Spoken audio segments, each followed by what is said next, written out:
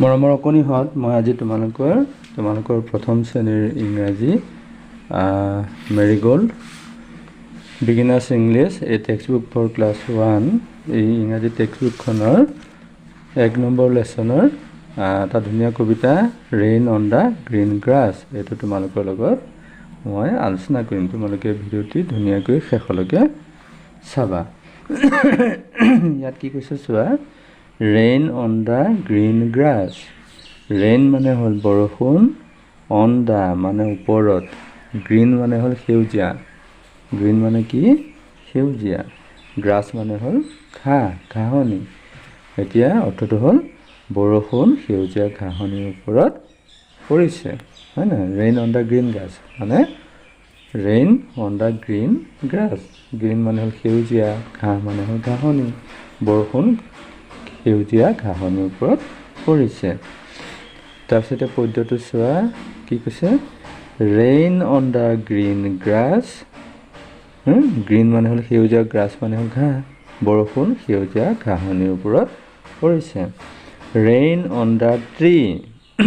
Rain মানে হ'ল বৰষুণ, অন দ্য মানে হ'ল ওপৰত, ট্ৰী মানে হ'ল গছ। গছৰ ওপৰত বৰষুণ পৰিছে।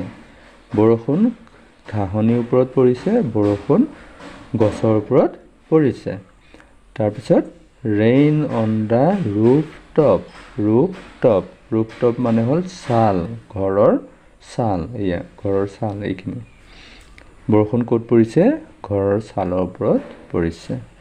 বাট নট আপন মি। বাট মানে হ'ল কিন্তু, নট মানে হ'ল নাই, হয়নে? আপন মানে হ'ল ওপৰত, মি মানে হ'ল মোৰ, হয়নে? কিন্তু মোৰ ওপৰত পৰা নাই। এই ল'ৰাটো ছাতি লৈ আছে, দেখিছেনে? ছাতি লৈ আছে কাৰণে ল'ৰাটোৰ ওপৰত বৰষুণ পৰা নাই, কিন্তু ক'ত পৰিছে? ছাতিৰ ওপৰত পৰিছে, হয়নে? আমি বৰষুণৰ দিনতে ছাতি লওঁ, হয় নে নহয়? সেইটো কৈছে। এতিয়া কি কৈছে? বাট নট আপন মি, কিন্তু মোৰ ওপৰত পৰা নাই। মই আকৌ কৈ দিছোঁ, rain on the green grass, rain on the tree, rain on the roof top, but not upon me. গতিকে এইখিনি তোমালোকৰ লগত আলোচনা কৰিলোঁ। পিছত মই তোমালোকৰ এক্টিভিটিছখিনি গোটেইখিনি আলোচনা কৰিম। গতিকে তোমালোকে মোৰ চেনেলটো ছাবস্ক্ৰাইব কৰি ল'বা। ধন্যবাদ।